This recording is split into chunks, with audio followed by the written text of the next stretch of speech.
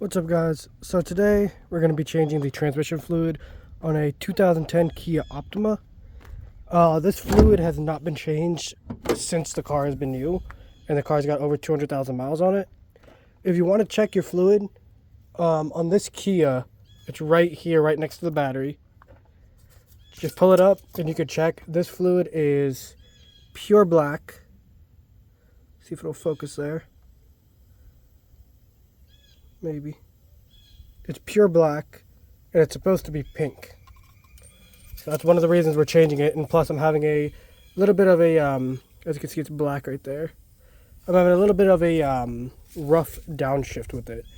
So we're going to go ahead and get the vehicle up on jacks, or we're going to get it up on ramps, and we will continue after that. So now that we got the vehicle up on the ramps, the transmission fluid change is pretty easy on this car. The only thing about this car, you cannot change the filter. They are non-serviceable. To change the filter, you do have to open up the transmission. But all you're going to need is a 24mm socket, and I got my drain pan under already. Let's go ahead and go under the car so I can show you where it's at. If we go right under on the right side, the driver's side of the vehicle, you'll see this opening right there. And then right up inside of that opening is a 24mm drain plug. You can see that drain plug right here. That's the drain plug we're going to be removing, and that's going to drain out our transmission fluid. So let me go ahead and break that loose. So I did just get it broken loose with the 24mm. I did have to use an extension for the clearance. So we're just going to go ahead and back that out by hand now that it's broken loose, and let this transmission fluid drain out. Make sure you got your pan positioned correctly. As you can see, that transmission fluid is pure black. And transmission fluid should be pink, not black. So we're going to go ahead and let this drain. Shouldn't be too much fluid that's draining. It should be at most about 4, maybe 5 quarts. I only bought 4 quarts to fill it, so hopefully it's just 4 quarts. And I'll see you guys back once this fluid is drained. Alright, so now that the fluid is basically all drained out, I'm going to take the drain plug here, and I'm just going to clean it up. Just wipe it off with a napkin, because it's going to have all that metal debris on the bottom that the pan catches. Because the magnet is on the plug on this one. I'm just going to wipe up all that metal, clean it up a little bit, before we stick it back in there. Get all of that free and clear of metal.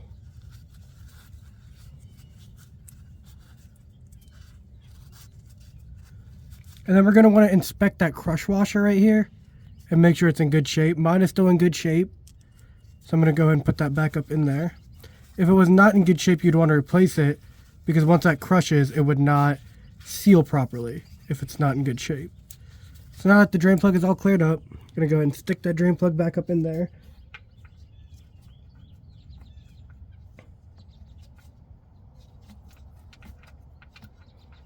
And then we're just going to tighten it by hand for now until we can get the ratchet on it.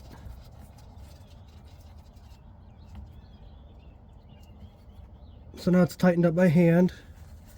Got to clean off my hand a little bit so I can touch my ratchet.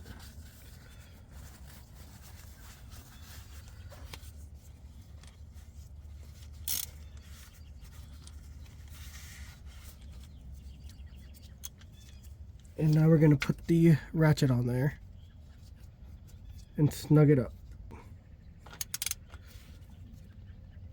Just going to snug it up a little bit. Don't want to do too tight because you don't want to crush that pan. So it's snug right there. So that's all good. You're going to give it a little wipe under there. If you do have brake cleaner, you can hit it with some brake cleaner to get rid of all the debris, which is what I'm going to do.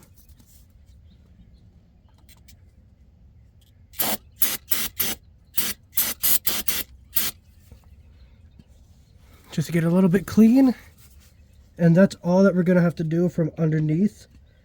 Now, if you did hit it with brake cleaner, just make sure to wipe it around, so that way when you start filling it, you can check for your leaks and not think that it's leaking because of the brake cleaner dripping. So make sure you just wipe it up around after you hit it with the brake cleaner. And let's go up top. So now we're up top with the vehicle, and right where I showed you to check the fluid is right where we're going to be filling it from. So I got my funnel in there. Now the fluid type has to meet Kia specs, which is going to be SP3. And as you can see right there, it meets Kia SP3. This is just some generic fluid that I'm using. So we're going to go ahead and start filling up the fluid from there, and I'll see you guys after I put this entire I think it's 4 quarts. Yeah, I got 4 quarts. After I put this entire 4 quarts, I'll see you guys back. Alright, so the transmission fluid has been filled up. A quick note when doing this, go slow when you're pouring that fluid, because I had fluid spill everywhere from air bubbles somehow. So now that the fluid is filled up, went ahead and put the dipstick back in.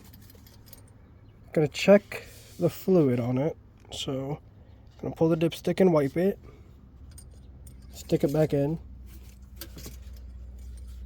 And we are right, sorry, here's the camera.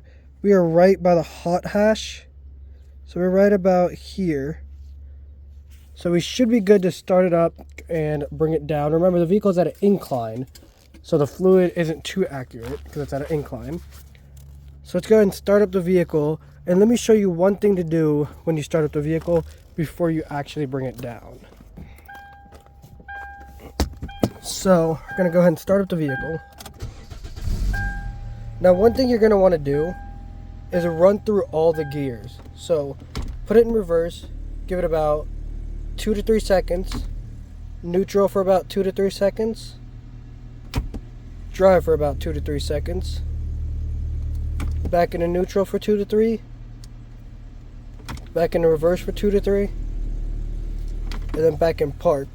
And now we can go ahead and bring it down.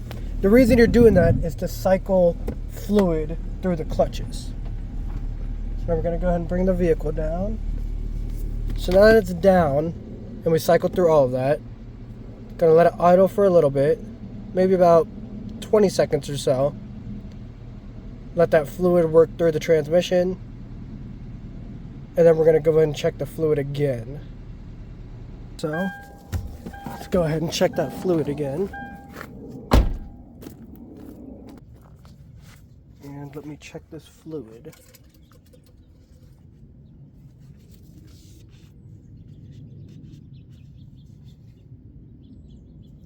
Make sure that fluid looks nice and pink. Mine does.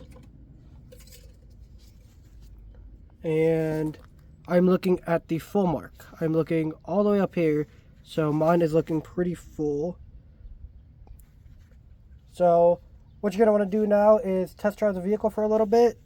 What I'm trying to say is put about 50 miles on it or so, and then recheck the fluid to see if anything dropped or whatever. Obviously, if you feel any funny shifting or anything abnormal, you're going to want to obviously check the fluid. But after about 50 miles or so, check the fluid again, make sure it's up to level, and if it is, you guys are all set. Thank you for watching.